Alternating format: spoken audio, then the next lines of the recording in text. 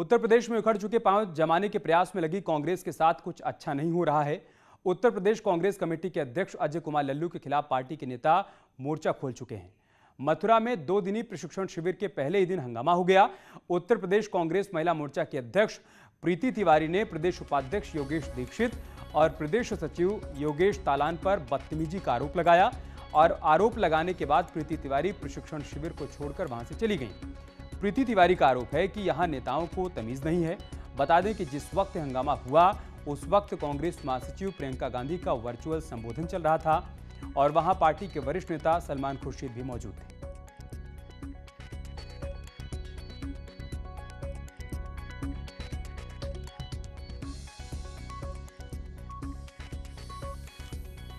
प्रशिक्षण शिविर में कार्यक्रम बहुत ही अच्छा चल रहा था, चीज़ें बहुत अच्छी हो रही थी, लेकिन कुछ एक लोग हैं हमारी प्रदेश कमेटी से जिन्होंने कुछ ऐसी अनुचित चीज़ें की जो मान्य नहीं थी किसी भी तरह से। तो उन पर मैंने ऑब्जेक्शन उठाया और मैंने अपनी पार्टी फोरम में इस बात को रखा और माननीय सलमान खुर्शीद जी उस समय मौजूद थे। मैंने उनसे भी अपनी शिकायत कही है और उन्होंने इस पर ध्यान देने का और तुरंत मुझे कॉल करने का वादा मुझसे किया है और मैंने पार्टी फोरम के अंदर इस बात को उठा दिया है। यदि पार्टी इसमें कोई कार्रवाई जल्द से जल्द नहीं करती है फिर इसके बाद मैं आगे देखूंगी। नहीं, वो अभद्रता नहीं, एक्चुअली इसमें खाली डेलीगेट्स ही इनवाइटेड थे और चूंकि वो पश्चिम उत्तर प्रदेश की महिला की अध्यक्ष थी तो एक आध कोई कार्यकर्ता उनको पहचानता नहीं था तो उन्होंने उन्हें गेट पे रोका। पर जब वरिष्ठ कांग्रेसियों ने उसे देखा कि वो महिला प्रदेश कांग्रेस की पश्चिम उत्तर प्रदेश की अध्यक्ष हैं तो फिर उनको अंदर आने दिया। तो वहीं तड़क भड़क हो गई थी अंदर एंट्री को लेकर और उनका ड्राइवर भी अंदर घुस रहा था तो ड्राइवर को वो अलाउ नहीं किया गया, ड्राइवर को रोक दिया गया क्योंकि सीमित ही लोग अलाउड थे, वरना तो पूरा मथुरा के सभी कांग्रेस जन इकट्ठे हो जाते, आगरा मंडल के सभी कांग्रेसी आ जाते। तो एक लक्ष्मण रेखा होती है कि जो अलाउड हैं उन्हीं को परमिशन दी जाती है अंदर आने की। ड्राइवर्स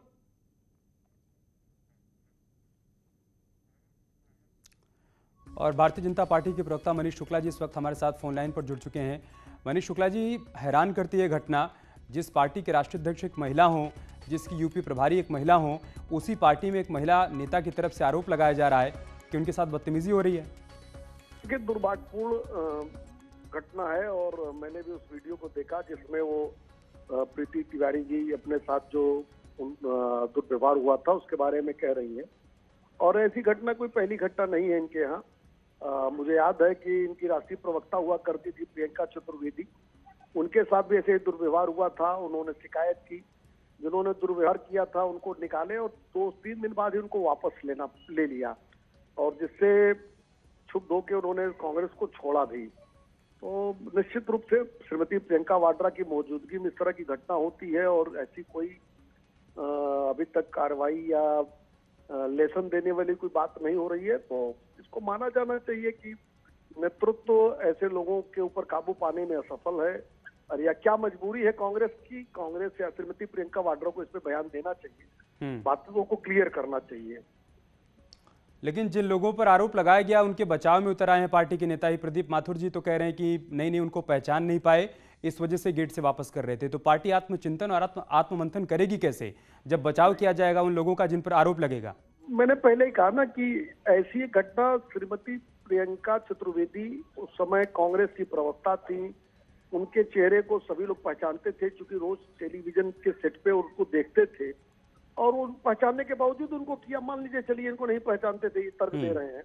उसी मथुरा की ही घटना है, प्रदीप जी को वही घटना पता होगी अगर आप इस चैनल पे जुड़े हैं इस समय, तो ये बात उनको भी ध्यान में होगी। लेकिन हमको लगता है कि स्वीकार्यता है ऐसी घटनाओं को कांग्रेस में और श्रीमती वाड्रा के मौजूदगी में हुई है।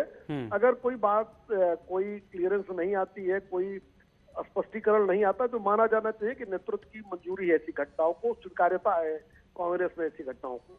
मनीष जी, हम चाहते थे कि हमारे इस बुलेटिन में कांग्रेस पार्टी का भी पक्ष आ जाए। हमने प्रयास किया, फोन मिलाया हमने उनके प्रवक्ताओं को, नेताओं को, लेकिन कहीं से कोई रिस्पांस आया नहीं। बहुत शुक्रिया आपका हमारे साथ जुड़ने के लिए और अपनी बात रखने के लिए। आगे बढ़ते हैं। सीएम योगी आदित्यनाथ 2 दिवसीय दौरे पर गोरखपुर में हैं। सीएम ने यहां पर 162 करोड़ की योजनाओं का लोकार्पण और शिलान्यास किया।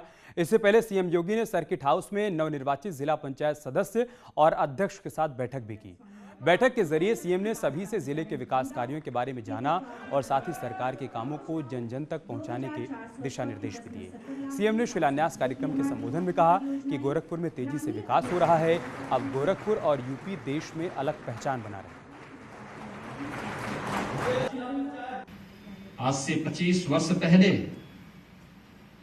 गोरखपुर का नाम सुनकर के लोग डरते थे। लोग आपको शक की निगाह से देखते थे।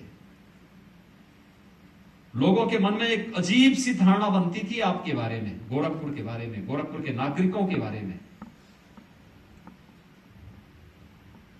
उस छवि को तोड़ते तोड़ते तोड़ते हम इस स्थिति में आए हैं। आज आप देश के अंदर कहीं जाएंगे तो गोरखपुर के बारे में भी और उत्तर प्रदेश के बारे में भी लोग अच्छी धारणा रखते हैं, अच्छी सोच रखते हैं, आपको सम्मान की निगाह से देखते हैं। पूर्व मुख्यमंत्री कल्याण सिंह को लोहिया अस्पताल से पीजीआई शिफ्ट किया गया है। कल्याण सिंह को पीजीआई के आईसीयू में भर्ती करवाया गया है। कल्याण सिंह पिछले 2 सप्ताह से बीमार हैं। शनिवार की रात को उन्हें लोहिया अस्पताल में भर्ती करवाया गया था। उनके शरीर पर सूजन की शिकायत थी। अब लोहिया अस्पताल से उन्हें पीजीआई रेफर कर दिया गया है।